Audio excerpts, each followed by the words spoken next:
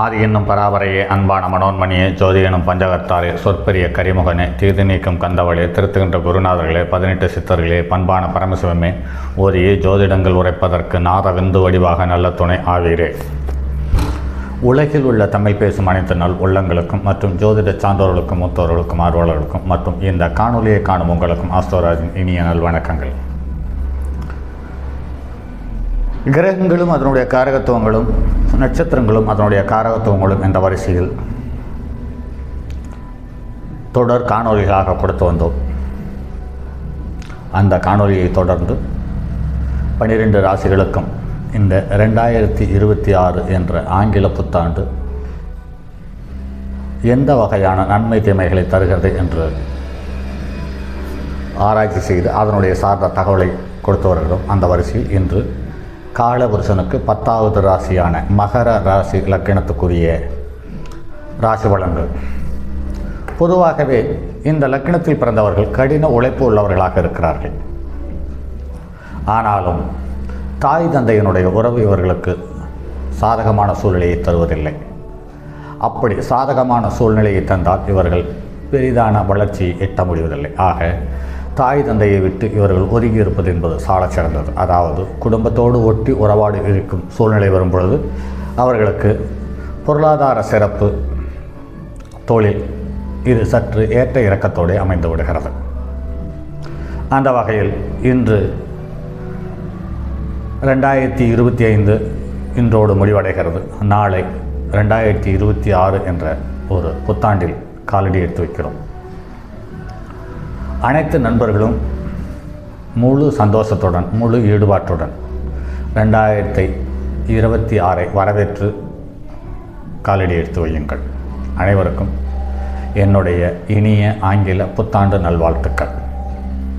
சரி, இந்த மகர லக்கின ராசிக்காரர்களுக்கு இந்த ஆங்கில புத்தாண்டு எவ்வாறு அமையும் என்று பார்க்கும் பொழுது 7.5 சனியிலிருந்து முழுமையாக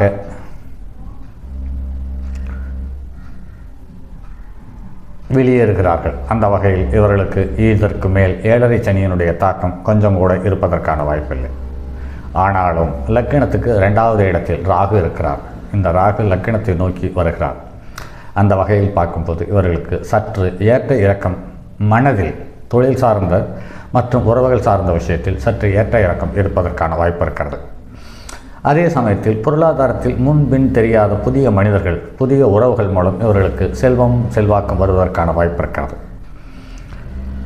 அதுவும் ராகு திசை ராகு புத்தியோ, சனி திசை ராகு புத்தியோ, ராகு திசையில் சனி புத்தியோ நடக்கும் காலமாக இருக்கும் பட்சத்தில் இது சிறப்பான காலமாக அமையும் என்பதில் மாற்று கருத்து இருக்க முடியாது. அடுத்து லக்கினத்துக்கு 2வது இடத்தில் ராகு பயணிக்கிறான், லக்கினத்தை நோக்கி வருகிறான். அந்த வகையில் பார்க்கும்போது தற்போது சதய நட்சத்திரத்தில் பயணப்பட்டு கொண்டிருக்கிறான். இந்த சதய நட்சத்திரத்திலேயோ அவிட்ட நட்சத்திரத்திலேயோ ஒரு வக்கர கிரகம் இருக்கும் பட்சத்தில் அது எந்த ஒரு கிரகமாக இருந்தாலும் அந்த வக்கர கிரகத்தினுடைய தசாபுத்தியோ அல்லது ராகுனுடைய தசாபுத்தியோ வரும் பட்சத்தில் இந்த மகர லக்கண ராசிக்காரர்களுக்கு ஒரு அற்புதமான ஆண்டு என்றால் அதை நிச்சயம் மறுக்க இயலாது. கண்டிப்பாகவே இதுவரையிலும் இல்லாத பொருளாதாரத்தில் ஒரு நல்ல ஏற்றம், ஒரு திருப்திகரமான நிலைமையும் எட்டுவதற்கான வாய்ப்பு இருக்கிறது. இது முன்பின் தெரியாத புதிய மனிதர்களிடமிருந்து, புதிய நாட்டிலிருந்து, புதிய ஊரிலிருந்து, புதிய மாவட்டத்திலிருந்து, புதிய மாநிலத்திலிருந்து இந்த தகவல்கள் அல்லது பொருளாதாரம் உங்களை தேடி வந்து கொண்டிருக்கிறது என்பதை கருத்தில் கொள்ளலாம். அப்படி எதுவுமே இல்லை என்றவற்றில் லக்கினத்தில் வக்கர கிரகம் இருந்தாலும் அந்த யோகத்தை இந்த ராகு பயிற்சி உங்களுக்கு ஒரு அற்புதமான யோகத்தை தந்துவிடும் என்பதில் மாற்று கருத்தில்லை. அடுத்து சனி பயிற்சி என்று பார்க்கும் பொழுது லக்கினத்துக்கு 3ஆம் இடத்தில் சனி நேர்வேட்டில் இடமுட்டு இடம் மாறுவது, தொழில், ஜீவனம் மற்றும் உறவுகள் மற்றும் கல்விக்காக இடம் மாறுவது ஒரு சிறந்த யோகத்தை தருவதற்கான வாய்ப்பு இருக்கிறது. அதே சமயத்தில் உடல்நலத்தில் சற்று கூடுதல் கவனம் தேவை. தாயினுடைய உறவுகளில் கூடுதல் கவனம் தேவை. அதே சமயத்தில் வீட்டு வேலைகள், மராமத்து வேலைகள் சம்பந்தப்பட்ட விஷயத்தில் ஏனோ தானோ என்று இருந்துவிட்டீர்களானால் இது உங்களுடைய பட்ஜெட்டை எகிர வைத்துவிடும். அதாவது உங்களுடைய தீர்மானிக்கும் தன்மையை விட்டு தீர்மானித்ததை விட அதிக தூரம் செல்ல வேண்டிய சூழ்நிலை உருவாகலாம். அது உறவுகளிலும் அது நடக்கிறதுக்கான வாய்ப்பு இருக்குது. அதே சமயத்தில் 10ஆம் இடத்துக்குரிய ஜீவனஸ்தானத்துக்கு என்று பார்க்கும் பொழுது அந்த ஸ்தானத்துக்கு 6ஆம் இடத்தில் சனி வருகிறார். சொல்லி அடிக்கலாம் வர்த்தகத்தில்.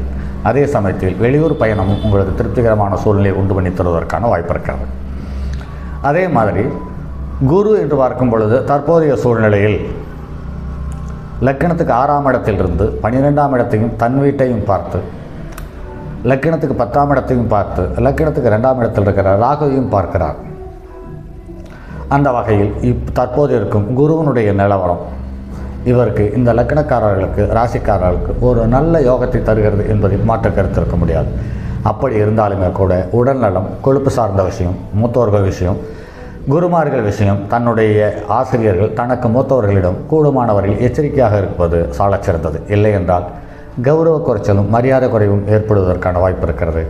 அதே சமயத்தில் முன்பின் தெரியாத புதுமுகம், வயதில் மூத்தவர்களிடம் வரவு செலவு செய்வதில் கொஞ்சம் கூடுதல் கவனத்தோடு இருக்க பாருங்கள். அடுத்து தற்போதைய நிலவரம் அப்படின்னு பார்த்தீங்கன்னா, அடுத்து குரு கடகத்துக்கு வரப்போகிறார், சனி மேசத்துக்கு வரப்போகிறார். குரு கடகத்திற்கு வந்து கிட்டத்தட்ட 13 மாதங்கள் இருக்க போகிறார். அந்த 13 மாதமும் சனியினுடைய திரிகோணத்தில், அதாவது நீர் ராசியில் நீர் நட்சத்திரத்தில் பயணிக்கும் குரு பயணிக்கும் காலம், அதாவது பூச நட்சத்திரத்தில் குரு பயணிக்கும் காலம், சனி உத்திரட்டாதி நட்சத்திரத்தில் பயணிக்கப் போகிறார்.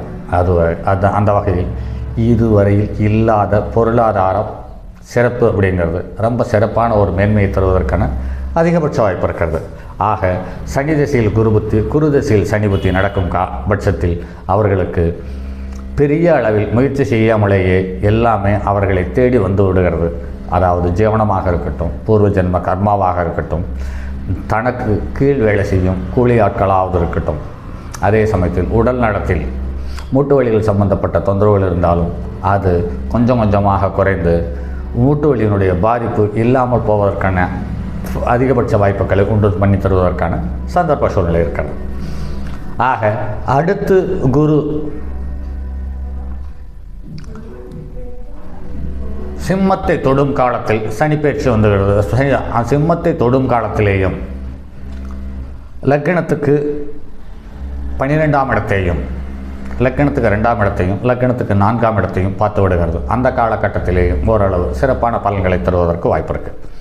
அடுத்து தற்போதைய நிலைமையில் லக்கணத்துக்கு 4 செவ்வாய் மகர ராசிக்கு உச்சம் பெறப்போகிறார்.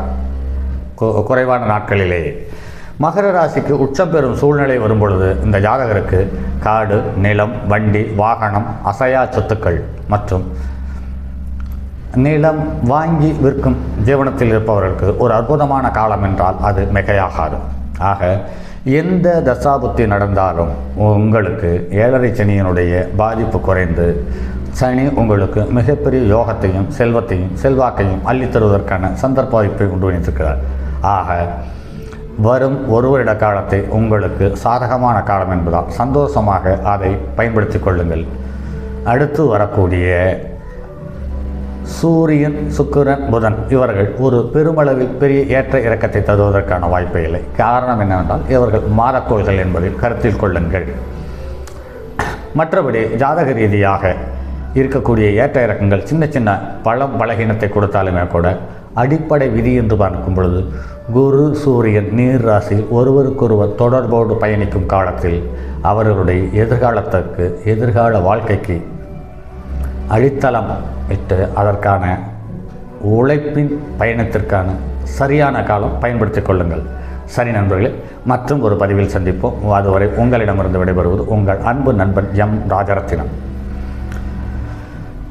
தங்கமான் வலுவோடேந்தி தன்மதி தலையில் கொண்டோன் மங்கையர் பதிக்கச் சொன்ன மாமொழி ஜோதிடத்தை இங்கு யாம் உரைப்பதற்கோர் ஏமை என்னும் பிழை வராமற் காக்க செங்கன் மால் மருகன் யானைச்சிறன் பதம் காப்பதாமே.